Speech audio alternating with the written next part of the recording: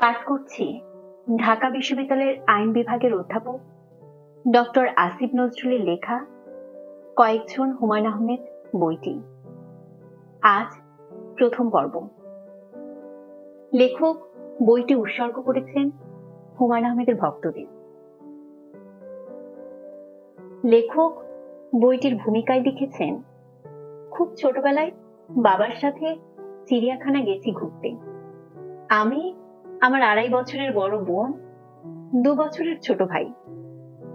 ঘুরতে ঘুরতে যান শেষ অবস্থা। হঠাৎ দেখি চিড়িয়াখানার ভেতর শুটিং হচ্ছে।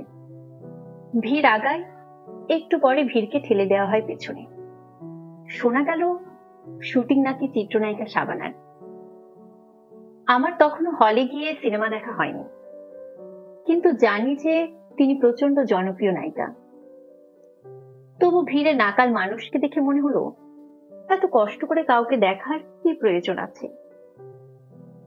আসল বিপত্তি ঘটলো একটু পরে। শাবানাদের পার হয়ে সামনে এগিয়েছি। আমাদের পাশ দিয়ে মহিলার একটা দল পার হলো। তার মাঝখানের জন বেশ সাজগোজ করা, হাঁটছেন হেলে দুলে। তারা ক্রস করা মাত্র আমার বোন অভিভূত হয়ে বলল, সাবিনা ইয়াসমিন না? সে সাবিনা ইয়াসমিনের মহাভক্ত। ফলে তাদের পাশে পাশে হেঁটে সে বোঝার চেষ্টা করলো আসলে সেটা সাবিনা ইয়াসমিন কিনা। হঠাৎ শুনি, হতে পারে। সাবিনা প্রচন্ড বিরক্ত হয়ে ধমক দিচ্ছেন আমার বোনকে। লজ্জায় অপমানে আমার সহজ সরল বোন কেঁদে ফেলল। সামনে থাকা বাবা ব্যাপারটা বুঝতে পারার পর তাকে আবারও ধমক দিল। শৈশবের এই ঘটনার জন্য কিনা জানি না, বিখ্যাত মানুষ দেখলে 10 হাত দূরে থাকতাম আমি। অথচ পরে বহু বিখ্যাত মানুষের সঙ্গে ঘনিষ্ঠতা হয়, জীবন জড়িয়ে যায় বিভিন্নভাবে। হুমায়ূন আহমেদ তাদের একজন, অনন্য একজন। তিনি মারা যাওয়ার পর আমাকে বহু জায়গা থেকে তার সম্পর্কে স্মৃতিচারণা করতে বলা হয়েছে, কিন্তু তার সঙ্গে আমার সম্পর্কে নানা জটিলতা আছে, ফলে সেভাবে স্মৃতিচারণা সম্ভব না। তবে তিনি আসলে কি, কেমন মানুষ ছিলেন তা আমি কিছুটা বলতে পারি। ইনফ্যাক্ট তা বলা হয়েছে ইতিমধ্যে প্রকাশিত কিছু লেখায়। 27-28 বছর আগে তাকে নিয়ে আমি বিচিত্রায় 3টি প্রচ্ছদ প্রতিবেদন লিখি। বিস্তৃত এসব প্রতিবেদনের একটিতে পারিবারিক আবহের হুমায়ুনকে খুব অন্তরঙ্গভাবে বর্ণনা করা হয়েছে। শুধু তার স্ত্রী না, তার কন্যাদের বিভিন্ন কথা আছে সেখানে তার সম্পর্কে। হুমায়ূন আহমেদকে নিয়ে অন্য দুটি লেখার একটিতে লেখক হিসেবে, অন্যটিতে নাট্যকার হিসেবে তার অতুলনীয় প্রভাব সম্পর্কে ধারণা পাওয়া যাবে। তবে লেখক হিসেবে যে লেখাটি, তাতে প্রাধান্য পেয়েছে সাহিত্যের সঙ্গে আদালত অবমাননা আইনের বিশ্লেষণও। ফলে রচনাটি হুমায়ূন আহমেদ সম্পর্কে পাঠকের তৃষ্ণা সেভাবে মেটাতে পারবে না, যা এই বইয়ের অন্য লেখাগুলো পারবে। এসব প্রতিবেদন লেখার বেশ কয়েক বছর পরে আমি তার সবচেয়ে প্রিয় জায়গা নুহাশপল্লীর উপর আরেকটি প্রচ্ছদ প্রতিবেদন লিখি সাপ্তাহিক 2000 পত্রিকায়। লেখাটির ভেতর আছে তার সাক্ষাৎকার ও অকপট কিছু আত্মমূল্যায়নও। এসব প্রতিবেদন একত্র করা হয়েছে এই বইয়ে। তবে এর প্রথম লেখাটি একেবারে নতুন। সেখানে তার সঙ্গে আমার সম্পর্ক এবং তাকে নিয়ে প্রতিবেদনগুলো কিভাবে তৈরি হয়েছিল তার বিস্তারিত বিবরণ আছে। হুমায়ূন আহমেদের বিভিন্ন দিক জানতে এসব নিবন্ধন ও প্রতিবেদন কিছুটা হলেও সহায়ক হবে বলে ধারণা করি। বইয়ের শেষ অংশে দুটি সংযোজনী আছে। একটি হুমায়ূন আহমেদের কন্যা শিলা আহমেদের হৃদয় স্পর্শী সাক্ষাৎকার। এর জন্য আমি প্রথম আলো ও পত্রিকাটির সাহিত্য সম্পাদক আলতাফ নেওয়াজের কাছে কৃতজ্ঞ। বিশেষভাবে কৃতজ্ঞ শিলা আহমেদের কাছে। অন্য লেখাটি হুমায়ূন আহমেদের নিজের। এতে লেখকদের ভেতর ঈর্ষার কিছু চমকপ্রদ গল্প আছে। আমার সঙ্গে তার সম্পর্ক কেমন ছিল সে বিষয়েও কিছু ধারণা পাওয়া যাবে এতে। আমি জানি হুমায়ুন আহমেদকে নিয়ে প্রচুর বিভ্রান্তি আছে সমাজে, আছে উচ্ছ্বাসও। এটা স্বাভাবিক। তিনি ৮-১০টা মানুষের মতো ছিলেন না। তিনি ছিলেন বিশাল মাপের একজন মানুষ। তার চিন্তা ও মননের জগৎ ছিল খুব গভীর। এই বইতে তার কিছুটা ছোঁয়ার চেষ্টা করা হয়েছে, এবং তা আন্তরিকভাবে। আশা করি আপনাদের ভালো লাগবে। আসিফ নজরুল, ফুলার রোড, ঢাকা বিশ্ববিদ্যালয়, জানুয়ারি ২০২২। হুমায়ুন আহমেদের সাথে আমার প্রথম কথা হয় ১৯৯৩ সালের এপ্রিলে। এর মাসখানেক আগে তার বিরুদ্ধে একটি অভিনব মামলা দায়ের করা হয়। তার দরজার ওপাশে নামক উপন্যাসটিতে দেওয়ানি বিচারকদের সম্পর্কে কিছু নেতিবাচক মন্তব্য ছিল। বিচারকরা ক্ষুব্ধ হন। তাদের মানহানির অভিযোগ বিবেচনায় নিয়ে হাইকোর্ট রুল জারি করে হুমায়ুন আহমেদের বিরুদ্ধে। বাংলাদেশের ইতিহাসে কোনো সাহিত্যিকের বিরুদ্ধে এমন ঘটনা কখনো ঘটেনি আগে। পত্রপত্রিকায় বড় বড় করে ছাপা হতে থাকে এই সংবাদ। তিনি সম্ভবত কিছুটা বিচলিত হয়ে সাপ্তাহিক বিচিত্রা অফিসে চলে আসেন এপ্রিলের শেষ দিকে। অন্য সব জায়গার মতো বিচিত্রায়ও তিনি ছিলেন ভিআইপি মর্যাদার মানুষ। কতটা তা বোঝানোর জন্য একটি তথ্য দেই। বিচিত্রার ঈদ সংখ্যার একচেটিয়া রাজত্ব ছিল তখন পাঠকের কাছে। বিচিত্রায় লেখা ছাপানোর জন্য উন্মুখ থাকতো অনেক বড় বড় লেখক, আর সেই বিচিত্রার ঈদ সংখ্যার কাজ থেমে থাকতো হুমায়ুন আহমেদের উপন্যাস না পাওয়া পর্যন্ত। কতদিন এমন হয়েছে তিনি সামান্য কিছুটা অংশ লিখেছেন, সেটাই অপেক্ষমান কেউ গর্বিত চিত্তে নিয়ে এসেছে কম্পোজ করতে দেওয়ার জন্য। তিনি নিজে থেকে বিচিত্রা অফিসে আসায় বেশ চাঞ্চল্যের সৃষ্টি হলো। আর চোখে দেখি দুপাশে নার্ভাস হাসি বিলিয়ে সম্পাদক শাহাদাত চৌধুরীর ঘরে ঢুকলেন তিনি। বের হয়ে এসে বসেন চিন্ময়ী মুৎসুদ্দির টেবিলের সামনে।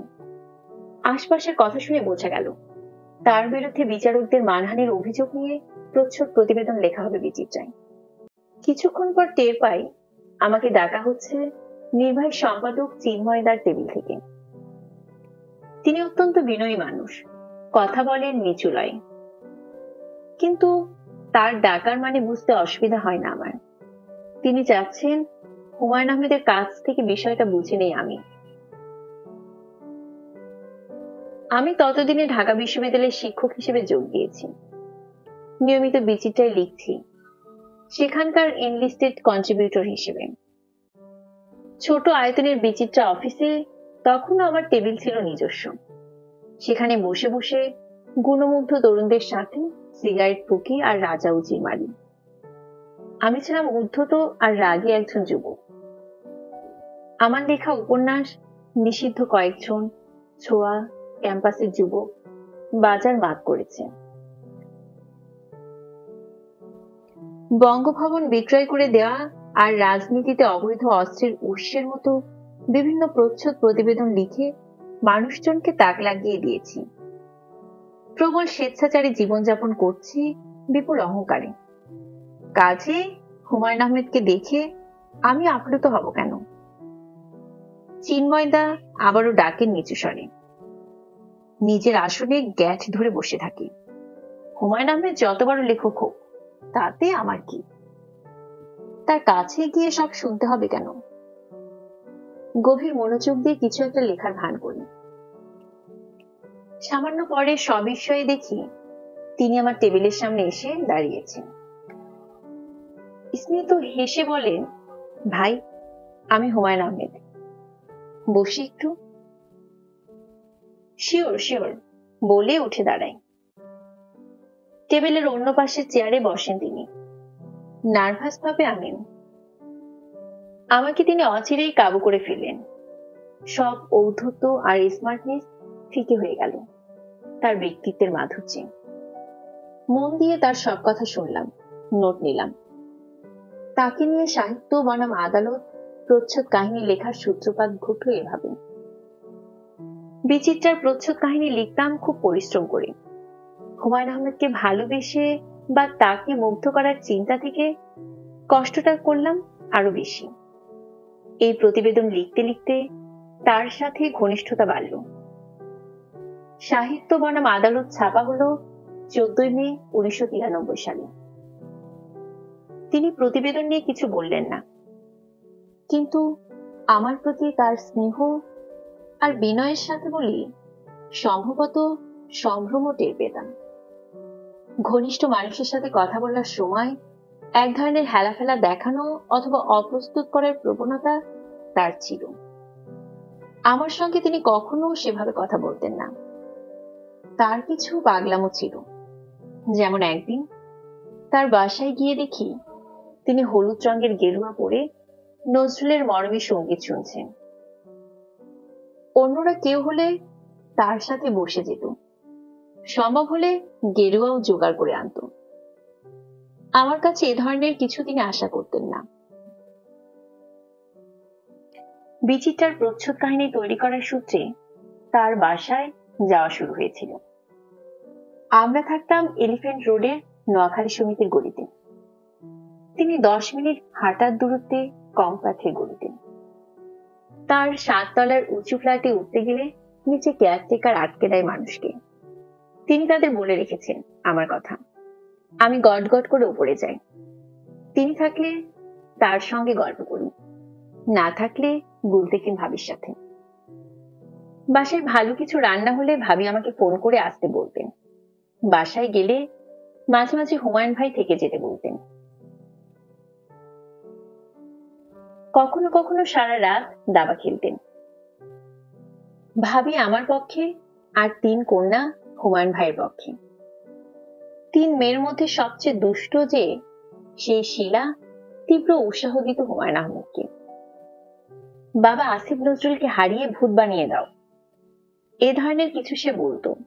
আর 3 কন্যা একসঙ্গে হেসে গড়িয়ে পড়ত। আমাকে নিয়ে যথেষ্ট পরিমাণ হাসি ঠাট্টা করার মতো ইকরিমিকরি জাতীয় কি একটা ভাষায় কথা বলতো তারা। মায়া করেই হয়তো হুমায়ুন আহমেদ মাঝে মাঝে হাঁটতেন আমার কাছে, কিন্তু আমি এত বেশি হাঁটতাম যে সেই জেতার ব্যাপারটা অনুলেখ্য হয়ে যেত।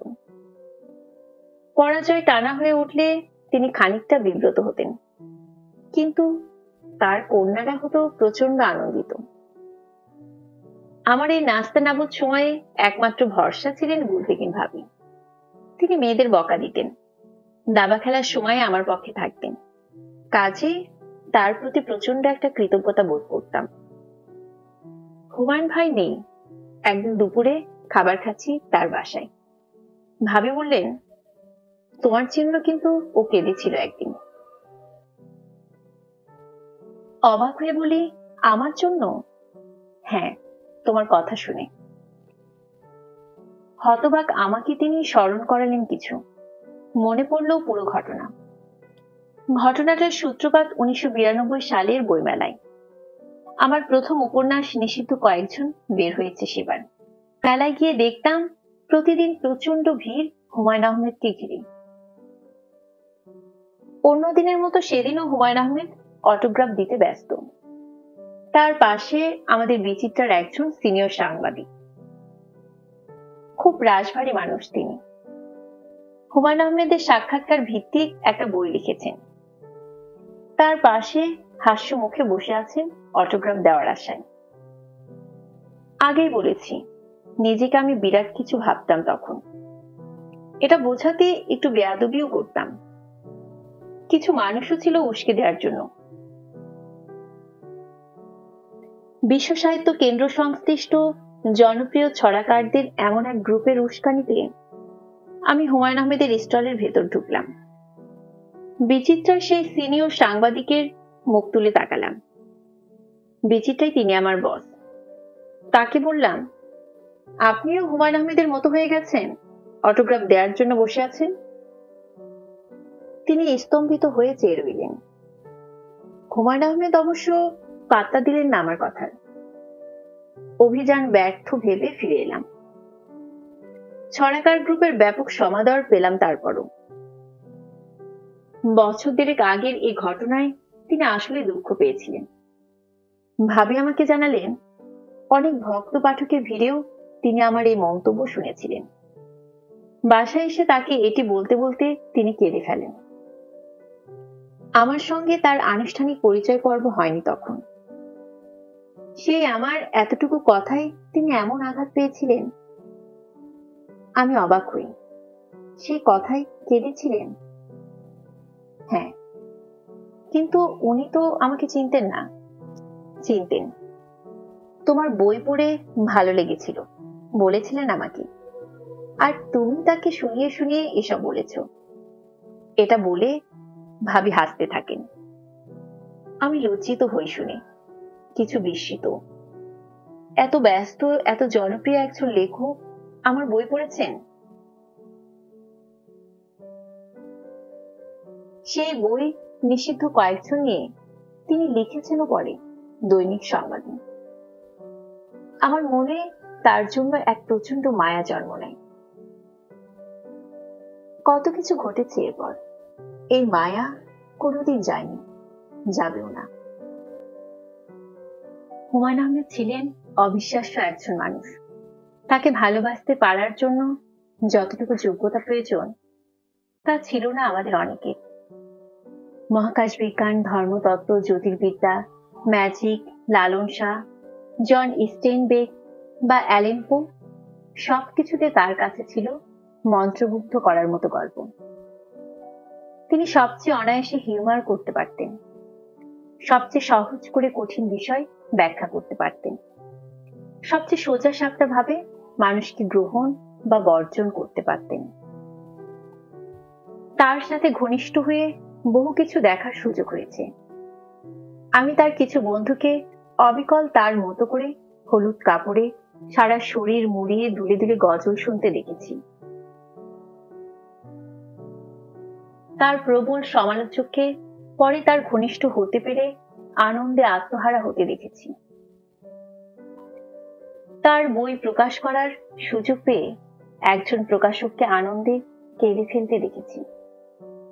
ব্যক্তি হুমায়ূন আহমেদকে নিয়ে মানুষের কৌতূহলের সীমা ছিল না। এজন্য তাকে নিয়ে লেখার আগ্রহ ছিল বিচিত্রার বড় বড় সাংবাদিকেরও। কিন্তু প্রথম লেখার পর তিনি চাইতেন আমিই লিখি তাকে নিয়ে। সাহিত্য বনাম আদালত প্রকাশ হওয়ার কয়েক মাস পরের কথা। সারা দেশ তখন বোধ হয়ে আছে তার অতি জনপ্রিয় কোথাও কেউ নেই সিরিজ নাটক নিয়ে। এই নাটকে অভিনয় করে আসাদুজ্জামানুর সারা বাংলাদেশে মানুষের হৃদয় জয় করে নেন। সিরিজের শেষ নাটকে বাকের ভাই রবি নূরের ফাঁসি হবে নাকি এ নিয়ে জল্পনায় সারা দেশ উত্তাল তখন। বিচিত্রার সম্পাদক আমাকে বললেন এটি নিয়ে প্রচ্ছদ প্রতিবেদন লিখতে।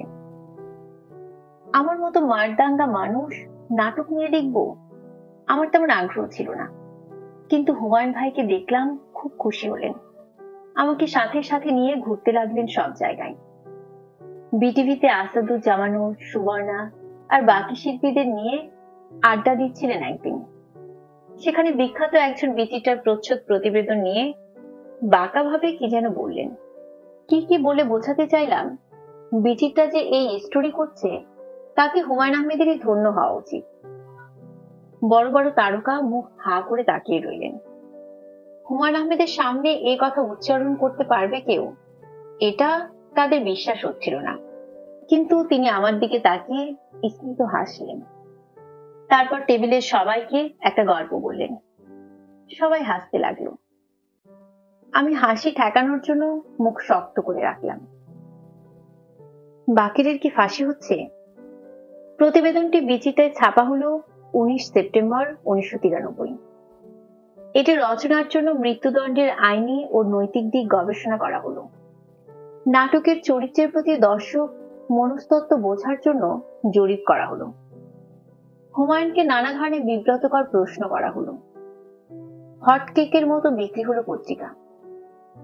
বিচিত্রা বের হওয়ার দুদিন পর বাকিরের ফাঁসি হবে কিনা তা জানা যাবে। 21 সেপ্টেম্বর নাটক প্রচারের আগে ঢাকা শহরের রাস্তা খালি হয়ে গেল। হুমায়ূন ভাই আমাকে তার সাথে নাটকটি দেখতে আমন্ত্রণ জানালেন। তিনি খুব বুদ্ধিমান মানুষ, কিন্তু এই কদিন তার সাথে থেকে আমি বুঝে গেছি বাকের ভাইয়ের ফাঁসি হবে নাকি হবে না। সাথে বসে নাটক দেখলে আমার যে প্রতিক্রিয়া তিনি আশা করছেন তার কিছুই পাবেন না। সে কারণে কাজে নাটক দেখলাম বন্ধুর বাসায় গিয়ে।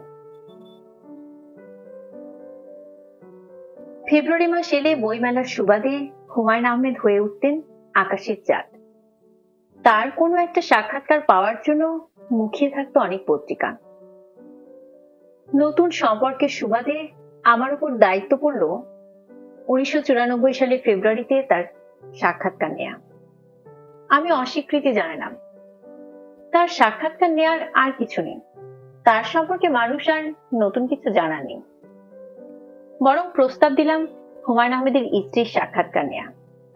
সংসার জীবনে তিনি আসলে কেমন এটা জানার জন্য, লেখক হিসেবে তার সম্পর্কে নতুন কিছু জানার জন্য। লেখক হিসেবে উত্থান কাল থেকে মধ্য গগন পর্যন্ত হুমায়ুনকে সবচেয়ে অবিরাম ভাবে দেখেছেন তার তখনকার জীবন সঙ্গিনী।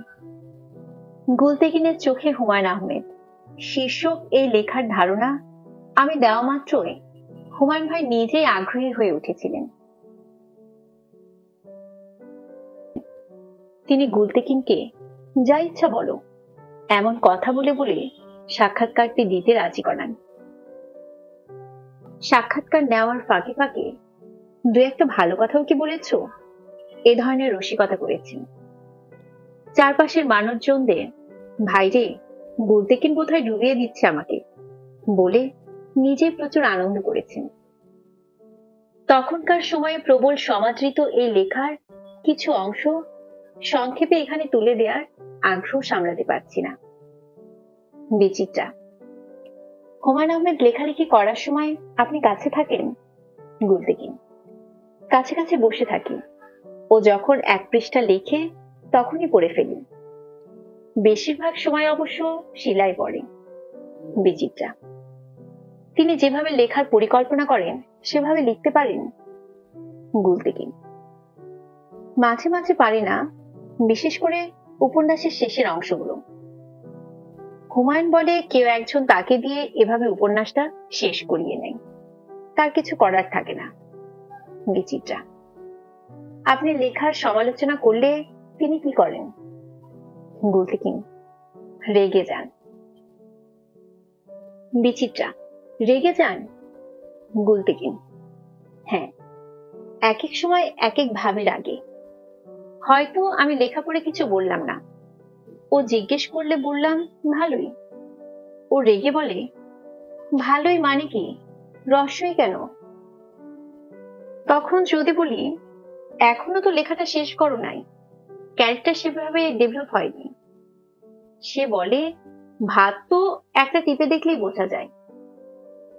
আমি হয়তো বলি এমন কাহিনী তো আগেও লিখেছো।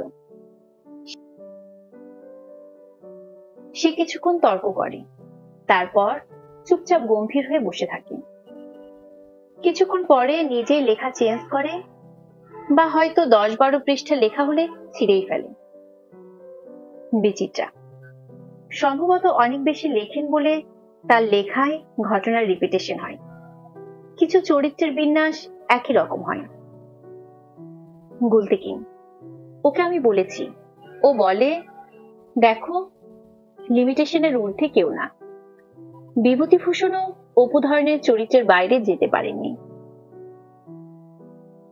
বিচিত্রা, কোন কোন সমালোচক বলেন হুমায়ুনের লেখায় গভীরতা নেই, আপনার তা মনে হয়েছে? গুলতেকিন, হয়নি। গভীরতা আসলে কি? গভীরতা মানে কি কঠিন কঠিন কিছু কথা বলা, কঠিন করে বলা? আমি নিজে এর পক্ষপাতী নই। বিচিত্রা, হুমায়ুনের মধ্যে হিমু ও মিসির আলী বিপরীতমুখী এই দুজনকেই পান? গুলতেকিন, পাই। অনেক বইয়ের মধ্যে তার ঘটনা, অভিজ্ঞতা, তার কথা চলে আসে। আমার মনে হয় নি ছাড়া তার পুরো কাল্পনিক কোনো উপন্যাস নেই। ও নিজে খুব বৈচিত্র্যপ্রেমী, এর ছায়া কোনো না কোনো ভাবে উপন্যাসে আসে। বিচিত্রা, তার মধ্যে একটা শিশুও আছে, তাই না? গুলতেকিন, হ্যাঁ আছে। কখনো এত সরলও নিজের পুরনো বই পড়েই কাঁদতে থাকে। বলে, এত ভালো লিখেছি আমি। আনন্দে থাকলে যে কি করে, আমাদের ঘুরতে নিয়ে যায়, খাওয়াতে নিয়ে যায়। আরো কত ছেলে মানুষই আছে ওর। খুব গভীরভাবে একটা গুড সোল আছে ওর। আনন্দে থাকলে যে কি করে, আমাদের ঘুরতে নিয়ে যায়, খাওয়াতে নিয়ে যায়। আরো কত ছেলে মানুষই আছে ওর। খুব গভীরে একটা গুড সোল আছে ওর। সাপ্তাহিক বিচিত্রা, 21 বর্ষ 36 সংখ্যা, 16 ফেব্রুয়ারি 1994। গুলতেকিনের সংসারে হুমায়ুন আহমেদ পড়ে তিনি খুশি হয়েছিলেন, কিন্তু তার খুশির প্রকাশ ছিল অন্যরকম। আমাকে একদিন বললেন, আসিফ, আমাকে তো তোমরা ডুবাই ফেললা। এর কিছুদিন পর একদিন হঠাৎ তিনি আমাদের বাসায় এসে হাজির হন। আমাদের বাসায় সবাই ছিল তার মহাভক্ত। বাড়িতে হুলস্থুল অবস্থার সৃষ্টি হলো। হুমায়ুন আহমেদের চেয়ে প্রায় 10 বছর বড় ছিলেন আমার বাবা। তার মাথা ভর্তি ব্যাক ব্রাশ করা চুলের দিকে তাকিয়ে হুমায়ুন আহমেদ বললেন, আপনি তো অনেক ইয়াং, আসিফের বাবা মনে তো হয় না। খুশিতে আর লজ্জায় নুয়ে গেলেন আমার পিতা। ঝড়ের মতো এসে তিনি ঝড়ের মতো চলে গেলেন। বাবা বারবার বলতে লাগলেন, খুব ভালো মানুষ, খুব ভালো মানুষ হুমায়ুন সাহেব। 1994 সালের সেপ্টেম্বরে পিএইচডি করতে আমি লন্ডন চলে যাই। লন্ডনে যাওয়ার আগের রাতে হুমায়ুন আহমেদের পুরো পরিবারকে খাওয়াতে নিয়ে গেলাম এয়ারপোর্ট রোডের একটা কাবাবের দোকানে। তার বাসায় বহুদিন খেয়েছি, কোনো কোনো রাতে থেকেছিও। মাঝে মাঝে বলতাম তাদের খাওয়াতে চাই একদিন। তিনি হাসতেন। আমার আকাঙ্ক্ষা অবশেষে তিনি পূরণ করলেন বিদেশ যাত্রার আগের রাতে। খাবার টেবিল ঘিরে বসেছি আমরা। আমার পাশে হুমায়ুন আহমেদ, গুলতেকিন আহমেদ, তাদের পুত্র আর 3 কন্যা। মেজ কন্যা শিলার বয়স তখন 13 বছর। তাদের বাসায় গেলে সারাক্ষণ সে লেগে থাকতো আমার পেছনে। তার দুষ্টামিতে বিরক্ত হতাম, কখনো রেগেও যেতাম। সে রাতে সে কোনো দুষ্টুমি করলো না। নোভা আর বিপাশা থাকলো প্রায় মুখ বুজে। কথা বললেন শুধু হুমায়ুন আহমেদ, মামুলি কথাবার্তা। তার পিএইচডির ঘটনা নিয়ে বইটি পড়েছি ততদিনে। ভাবলাম হয়তো কিছু উপদেশ দেবেন আমাকে। কত মানুষ আমাকে পিএইচডি করা নিয়ে পরামর্শ দিল এতদিন, তিনিও দেবেন, এটা ভাবা স্বাভাবিক ছিল। অথচ এটা নিয়ে একটা কথাও বললেন না তিনি। তাদের মাইক্রোবাসে করে গিয়েছিলাম, সেটাতেই ফিরলাম। বিদায় নিয়ে চলে আসার সময় গুলতেকিন ভাবি বললেন, শেষ করে তাড়াতাড়ি চলে এসো, wish you all the best. Humayun Ahmed কিছু বললেন না, হাসি মুখে বিদায় দিলেন। সুখী, সমৃদ্ধ আর আনন্দময় একটা অসাধারণ পরিবারের স্মৃতি নিয়ে লন্ডন গেলাম। লন্ডনে গিয়ে তাদের সাথে যোগাযোগ ক্ষীণ হয়ে গেল, কিন্তু যখনই দেশে আসতাম তাদের বাসায় যেতাম। তারা তখন ধানমন্ডি 10/A সড়কের নিজের বাসায় উঠেছেন। 1.5-2 বছর পর এসে একবার না একবার তাদের বাসায় যেতাম। হুমায়ুন আহমেদ তখন আরো ব্যস্ত হয়েছেন। আমাকে দেখলে স্নেহের হাসি দিতেন, খেয়ে যেতে বলতেন, কিন্তু কথা হতো কম। 1999 সালে পিএইচডি করে ফিরে আসার পর সময় নিয়ে তাদের বাসায় গেলাম। বুঝতে পারলাম অনেক কিছু পরিবর্তন হয়েছে গত 4.5 বছরে। তবে পরিবর্তনটা সুখকর নয়। তার নুহাশপল্লী ততদিনে জমে উঠেছে। তিনি একদিন সেখানে যাওয়ার আমন্ত্রণ জানালেন। বিচিত্রা ততদিনে বন্ধ হয়েছে। শাহাদাত ভাই সাপ্তাহিক 2000 বের করেছেন। আমি সেখানে কন্ট্রিবিউটিং এডিটর। ভাবলাম যাব যখন নুহাশপল্লীর ওপর একটা কাভার স্টোরি করব। তিনি শুনে খুশি হলেন। আলোকচিত্রে ডেভিড বারিদারকে নিয়ে তার সাথে রওনা দিলাম। অনেকটা পথ মাইক্রোবাসে গিয়ে তার সাথে নৌকায় উঠলাম। একটা নৌকায় শুধু আমরা দুজন, আর অনেকখানি দূরত্ব রেখে এক কোণে অভিনেত্রী শান্তা ইসলাম। দূর দিগন্তে মিলাতে থাকা সূর্যের ম্লান আলোর দিকে তাকিয়ে তিনি সিগারেট খাচ্ছেন একটার পর একটা। নুহাস পল্লী নিয়ে কি যেন বললেন। হঠাৎ আমার মনে হলো প্রগাঢ় কোনো অশান্তি জন্ম দিয়েছে তার মধ্যে। আমি তার কারণ জানি একটু একটু, কিন্তু সেটা নিয়ে কথা বলার মতো সম্পর্ক তার সাথে ছিল না। তিনি আমার চেয়ে 18 বছরের বড় ছিলেন। যতই স্নেহ করতেন, বয়সোচিত একটা দূরত্ব রাখতেন আমার সাথে। নুহাস পল্লীতে একদিন গভীর রাতে আকাশ ভরা নক্ষত্রের দিকে তাকিয়ে আছেন। আমাকে দেখে কাছে ডাকলেন। চুপচাপ তার পাশে বসে আছি। হঠাৎ জানতে চাইলেন আমি স্রষ্টায় বিশ্বাস করি কিনা। বললাম, হ্যাঁ, বিশ্বাস করি। কেন করো? বললাম, কেন করি। আকাশ, গ্রহ, নক্ষত্র, গ্যালাক্সি, মহাবিশ্ব আমাকে বিভোর করে রাখে কলেজ জীবন থেকে। আকাশের দিকে প্রগাঢ়ভাবে তাকিয়ে থাকলে মনে হয় স্রষ্টা আছেন কোথাও।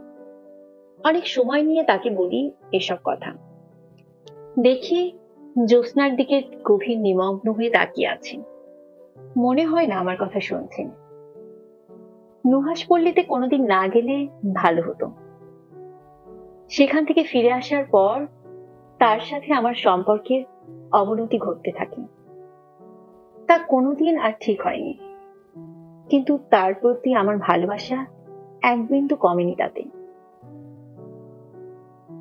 নুহাস পল্লীর হুমায়ূন আহমেদ ছাপা হয় 1999 সালের 15 অক্টোবর। এর প্রায় 13 বছর পর তিনি আমাদের ছেড়ে চলে যান। 7-8 মাস পর শিলার সাথে আমার বিয়ে হয়। শিলার কাছ থেকে বহু গল্প শুনি হুমায়ূন আহমেদের। সেসব গল্প কোথাও ছাপা হয়নি, কোনোদিন হবে না। আমার ধারণা বহু সংগ্রাম করে, বহু ঝুঁকি নিয়ে সে আমাকে বিয়ে করেছে, মূলত তার বাবার গল্প বলার জন্য। সেখানে যত দুঃখ, অভিমান, এমনকি রাগ থাক, সবকিছুর পেছনে আছে এক অবিশ্বাস্য বাবার প্রতি অকল্পনীয় ভালোবাসা। আমি জানি তা। মাত্র কয়েকটা বছর হুমায়ূন আহমেদের সাথে ঘনিষ্ঠ ছিলাম আমি। মারা যাওয়ার বহু বছর আগে থেকে তার সঙ্গে আমার দেখা হতো না, কথাও না। কিন্তু তবু তার মৃত্যুর সংবাদ শুনে মনে হয়েছিল বুকের ভেতরে কিছু যেন খসে পড়ল হঠাৎ। সেই শূন্যতা কোনোদিন পূরণ হবে না কোনোভাবেই, না আমার, না তার একজন পাঠকের। হুমায়ূন আহমেদ আছেন এখন অন্য এক ভুবনে।